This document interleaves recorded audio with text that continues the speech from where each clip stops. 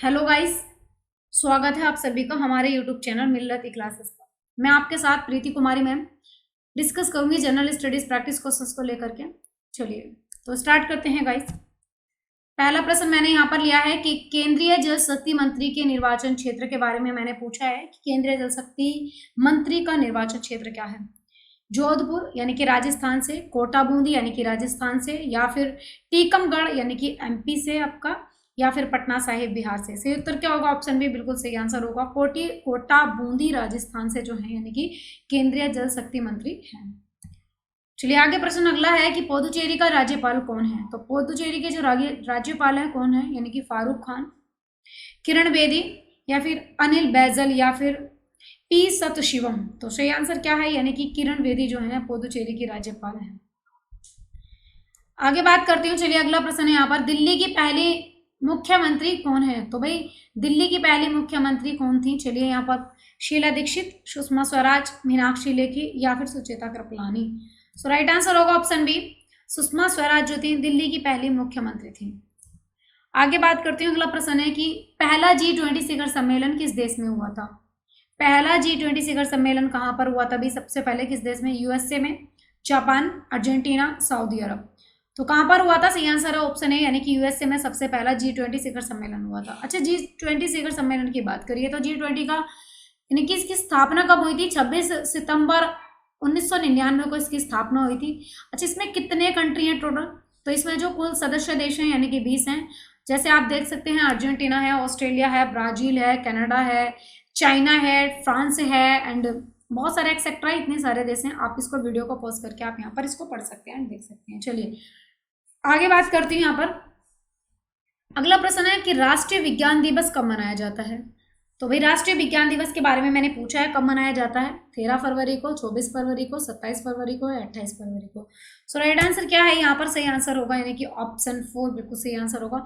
28 फरवरी को जो है आपका राष्ट्रीय विज्ञान दिवस मनाया जाता है। अच्छा, कुछ और चीजें हैं यहाँ पर कि 24 फरवरी को कौन सा दिवस मनाया जाता है। सो आपका जो है यानी कि मैं बात करूँ यहाँ पर केंद्रीय उत्पादन शुल्क दिवस जो मनाया जाता है, ये 24 फरवरी को मनाया जाता है।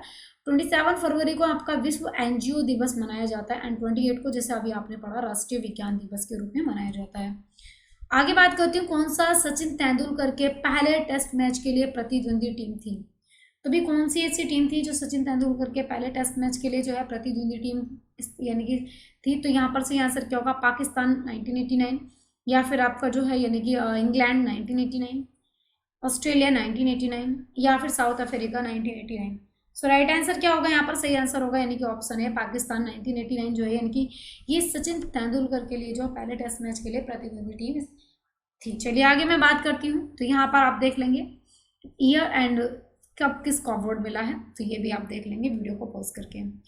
आगे बात करती हूँ यहाँ पर कि DBMS का पूरा नाम क्या है। DBMS का पूरा नाम क्या है? चलिए आपके लिए कुछ सेकंड का समय। Option A, option B, option C, option D. So right answer क्या होगा यहाँ पर? ऑप्शन बी, यानी कि डेटाबेस मैनेजमेंट सिस्टम। तो इसको क्या बोलते हैं? डेटाबेस मैनेजमेंट सिस्टम आपका DBMS का पूरा नाम है। चलिए इसके बारे में थोड़ी सी चर्चा कर लेते हैं। डेटाबेस मैनेजमेंट सिस्टम क्या होता है? ये डेटाबेस प्रबंधक प्रणाली जो है यानी कि ये डेटाबेस बनाने और प्रतिबंधित करने के लिए सिस्टम ऑफ सॉफ्टवेयर है।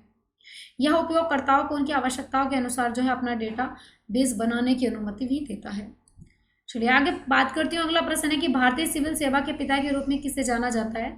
तो भारतीय सिविल सेवा के जो पिता हैं भाई किसको जाना जाता है इनके रूप में? वॉरेन हास्टिंग्स, या फिर यानी कि चार्ल्स कॉर्नवालिस, या फिर वल्लभ भाई पटेल, या रॉबर्ट क्लाइव।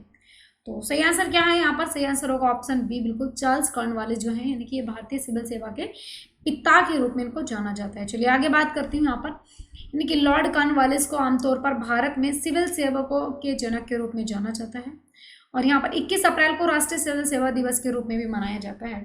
तो ध्यान में रखना है कि 21 अप्रैल को जो है यानी कि राष्ट्रीय सिविल सेवा दिवस के रूप में मनाया जाता है। सो इम्पोर्टेंट है। आगे बात करूँ, इसकी जो उत्पत्ति की बात करें यानी कि इसकी उत्पत्ति 1947 वर्ष में संबंधित, जब 21 अप्रैल को सरदार वल्लभ भाई पटेल गृह मंत्री ने अखिल भारतीय सेवाओं का उद्घाटन किया था, तब से मानी जाती है। चलिए आगे बात करती हूँ। यकृत का अध्ययन डैश डैश के रूप में जाना जाता है। तो यकृत की जो स्टडी की जाती है किसमें की जाती है? नेफ्रोलॉजी में, हेपेटोलॉजी में, कार्डियोलॉजी में या फिर हेमाटोलॉजी में? सही उत्तर क्या होगा, यानी कि जो हेपाटोलॉजी होता है इसमें आपके यकृत का अध्ययन किया जाता है, यकृत की स्टडी की जाती है। ठीक है, तो लीवर की स्टडी यानी कि हेपाटोलॉजी में की जाती है। चलिए आगे बात करती हूँ। अगला प्रश्न है यहाँ पर, मैलूर मठ जो है किस राज्य में अवस्थित है? तो आप मुझे बताएंगे मैलूर मठ किस राज्य में है? पश्चिम बंगाल, महाराष्ट्र, हिमाचल प्रदेश या फिर उड़ीसा? सो राइट आंसर क्या है यहाँ पर, यानी कि सही आंसर होगा यहाँ पर ऑप्शन ए, पश्चिम बंगाल में जो है यानी कि मैलूर मठ स्थित है। चलिए आगे बात करती हूँ। आगे यहाँ पर मैंने एक चीज है, यानी कि सालार जंग संग्रहालय किस स्थान पर है? तो भाई किस पर है? सालार जंग संग्रहालय जो है कहाँ पर है? तो आप मुझे इसका कमेंट में बताएंगे इसका आंसर, ठीक है, कि ये सालार जंग संग्रहालय जो है ये कहाँ पर है। चलिए ओके, आगे बात करती हूँ मैं अगले प्रश्न को लेकर के। चलिए चलते हैं अगले प्रश्न पर। अगला प्रश्न है यहाँ पर, पाकिस्तान संसद का नाम क्या है? तो पाकिस्तान की जो संसद है उसका नाम मैंने पूछा है, आप मुझे बताएंगे तो क्या है, यानी कि मजलिस ए शोरा, ऑप्शन बी है मजलिस, या फिर ऑप्शन सी है यहाँ पर शोरा, या फिर जातीय संसद ऑप्शन डी। तो राइट आंसर क्या होगा, यानी कि जो पाकिस्तान की संसद है उसका नाम है मजलिस ए शोरा। चलिए अगला प्रश्न है कि मोती बाग स्टेडियम जो है निम्नलिखित में से किस राज्य में अवस्थित है? तो मोती बाग स्टेडियम के बारे में मैंने पूछा है, पंजाब, महाराष्ट्र, गुजरात, आंध्र प्रदेश। राइट आंसर क्या होगा, ऑप्शन सी बिल्कुल सही होगा, यानी कि गुजरात में पड़ता है आपका मोती बाग स्टेडियम। ठीक है, चलिए आगे मैं बात करती हूँ मोती बाग स्टेडियम को लेकर के। जैसे कि आप जानते हैं कि मोती बाग स्टेडियम जो है यानी कि ये जो है बाडोदरा गुजरात में स्थित एक क्रिकेट स्टेडियम है।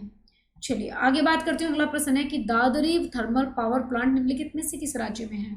तो दादरी थर्मल पावर प्लांट के बारे में मैंने पूछा है, कहाँ पर है भैया? मध्य प्रदेश, उत्तर प्रदेश, महाराष्ट्र या फिर राजस्थान? सही उत्तर है यहाँ पर कि उत्तर प्रदेश में जो है आपका, यानी कि ये जो है उत्तर प्रदेश में है दादरी थर्मल पावर प्लांट। चलिए आगे बात करती हूँ, तो इसके बारे में बात करती हूँ दादरी थर्मल पावर प्लांट के बारे में। तो नेशनल कैपिटल पावर स्टेशन यानी कि एनटीपीसी के बारे में बात करूँ तो ये दादरी राष्ट्रीय राजधानी क्षेत्र की बिजली की मांग को पूरा करने के लिए बिजली परियोजना है। यस, आगे बात करती हूँ। इसके पास कोयले से चलने वाला एक बड़ा थर्मल पावर प्लांट और गैस से चलने वाला प्लांट है जो उत्तर प्रदेश में स्थित एक छोटी बस्ती में है। सही आंसर क्या है इसका? उत्तर प्रदेश। चलिए शौकत महल के में। चलिए आगे बात करते हैं। अगला प्रश्न है यहाँ पर कि बागुरुम्बा जो है यानी कि बागुरुम्बा भारत के किस राज्य में एक स्थित पारंपरिक लोक नृत्य है? तो भाई कहाँ पर किया जाता है ये लोक नृत्य है? दो तरीके के नृत्य होते हैं, शास्त्रीय और एक लोक नृत्य है। सो मैंने बात की लोक नृत्य को, तमिलनाडु, उड़ीसा, पश्चिम बंगाल या असम। तो सही उत्तर क्या होगा यहाँ पर, यानी कि असम। और आपको ये भी पता होगा कि जो है यानी कि बिहू नृत्य भी असम का ही है और एक बैम्बू पे चलने वाला जो नृत्य है वो भी असम का ही है। ठीक है, जिसको लेकर के मैंने पिछली वीडियो में चर्चा की थी। चलिए यहाँ पर देखते हैं। यानी कि जो है बागुरुम्बा जो नृत्य है, बागुरुम्बा असम और पूर्वोत्तर भारत में स्वदेशी बोडो जनजाति का जो है यानी कि एक लोक नृत्य है ये। तो ध्यान में रखना है कि बोडो जनजाति भी कहाँ पर पाई जाती है, ये असम में पाई जाती है। आगे मैं बात करूँ, यह एक पारंपरिक नृत्य है जो परंपरागत रूप से जो है एक पीढ़ी से दूसरी पीढ़ी के लिए जो है यानी कि अंतर्निहित है, यानी कि पहले first generation and second generation तक यानी कि ऐसे ही चलता हुआ आता है। चलिए आगे बात करती हूँ। अगला प्रश्न है यहाँ पर कि ICS यानी कि यहाँ पर पूछा है मैंने ICS परीक्षा में शामिल होने वाले पहले भारतीय कौन थे? तो आप मुझे कमेंट में ये वाला इस प्रश्न का आंसर देंगे कि ICS परीक्षा में शामिल होने वाले पहले भारतीय कौन थे। चलिए तो यहाँ पर जो है यानी कि जो है सत्येंद्र नाथ टैगोर जो थे ये ICS परीक्षा में शामिल होने वाले पहले भारतीय थे। ठीक है, आगे बात करती हूँ। ज्ञानपीठ पुरस्कार पाने वाली पहली महिला, तो भाई ज्ञानपीठ पुरस्कार पाने वाली पहली महिला कौन है? चलिए तो यहाँ पर सही आंसर क्या होगा, ये है आपकी आशा पूर्णा देवी, ज्ञानपीठ पुरस्कार प्राप्त करने वाली पहली महिला। आगे बात करती हूँ कि दक्षिणी ध्रुव पर पहुँचने वाला पहला व्यक्ति कौन है? तो भाई दक्षिणी ध्रुव पर पहुँचने वाला पहला व्यक्ति है यानी कि मैं बात करूँ रोवाल्ड एमंड्स की, तो ये जो है यानी कि रोवाल्ड एमंड्स जो है ये दक्षिणी ध्रुव पर पहुँचने वाले पहले व्यक्ति थे। आगे बात करती हूँ, हवा महल का निर्माण किसने करवाया था? हवा महल का जो निर्माण करवाया है यानी कि ये सवाई राजा प्रताप सिंह ने जो है यहाँ पर सवाई राजा प्रताप सिंह ने हवाई महल का निर्माण करवाया था। आप अच्छा मुझे कमेंट में बताएंगे हवाई महल कहाँ पर अवस्थित है यहाँ। चलिए तो thank you for watching guys, आज के लिए रखते हैं इतना ही। ओके बाय, बाकी देखते हैं नेक्स्ट वीडियो में।